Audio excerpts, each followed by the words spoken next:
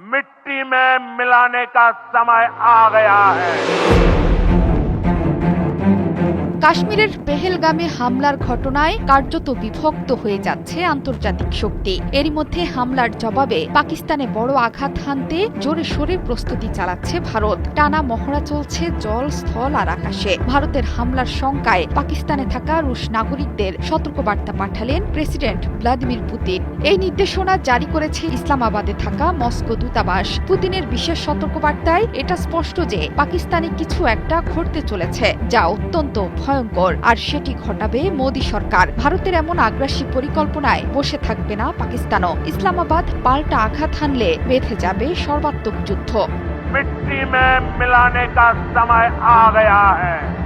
পাক ভারত সংঘাতের আবহে রুশ নাগরিকদের আপাতত ভ্রমণ থেকে বিরত থাকতে বলেছে মস্কো। 25 এপ্রিল এই বিষয়ে সতর্কতা জারি করে ক্রেমলিনের দূতাবাস। রুশ ভাষায় লেখা ওই উপদেশনামায় পাক ভূমিতে থাকা নাগরিকদের দ্রুত দেশে ফেরার পরামর্শ দেওয়া হয়েছে। সেখানে বলা হয়েছে, ভারত পাকিস্তান সম্পর্কের দ্রুত অবনতি ঘটছে। ক্রমাগত যুদ্ধের হুমকিও দিয়ে যাচ্ছেন দুই দেশের নেতারা। বর্তমান পরিস্থিতিতে রুশ নাগরিকদের জন্য পাকিস্তান মোটেই সুরক্ষিত নয়। সে কারণে দেশটিতে আপাতত ভ্রমণ না করতেই বলা হয়েছে, যদিও এমন কোনো আদেশ জারি করেনি নয়াদিল্লির মস্কো দূতাবাস।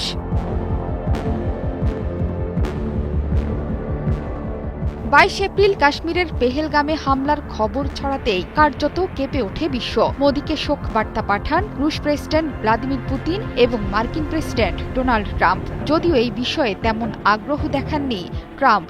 তার মতে পাকিস্তান এবং ভারত দুই দেশই যুক্তরাষ্ট্রের বন্ধুরাষ্ট্র। হাজার বছরের এই সংকটের সমাধান তারা নিজেরাই করতে পারবে। তবে পুতিন লিখেছেন, সন্ত্রাসবাদের বিরুদ্ধে লড়াইয়ে ভারতের অংশীদারদের সঙ্গে যোগাযোগ আরও মজবুত এবং জোরদার করতে প্রস্তুত রাশিয়া।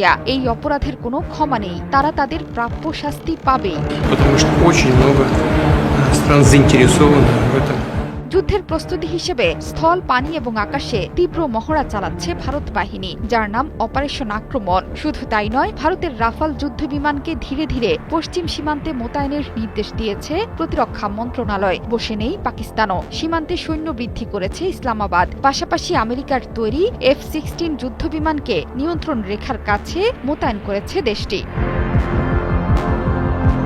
পেহেলগামে হামলার পর পাকিস্তানের সঙ্গে হওয়া 65 বছরের পুরনো সিন্ধু পানি বন্টন চুক্তি স্থগিত করেছে নয়াদিল্লি। ঠিক এর পরেই ইসলামাবাদকে না জানিয়ে ঝিলাম নদীর পানি ছাড়ার অভিযোগ নরেন্দ্র মোদী সরকারের বিরুদ্ধে। ফলে পাকিস্তানের বন্যা দেখা দেওয়ার খবর ভাইরাল হয়েছে সামাজিক মাধ্যমে। I say to the whole world, Zohra Chowdhury সেতু, 71।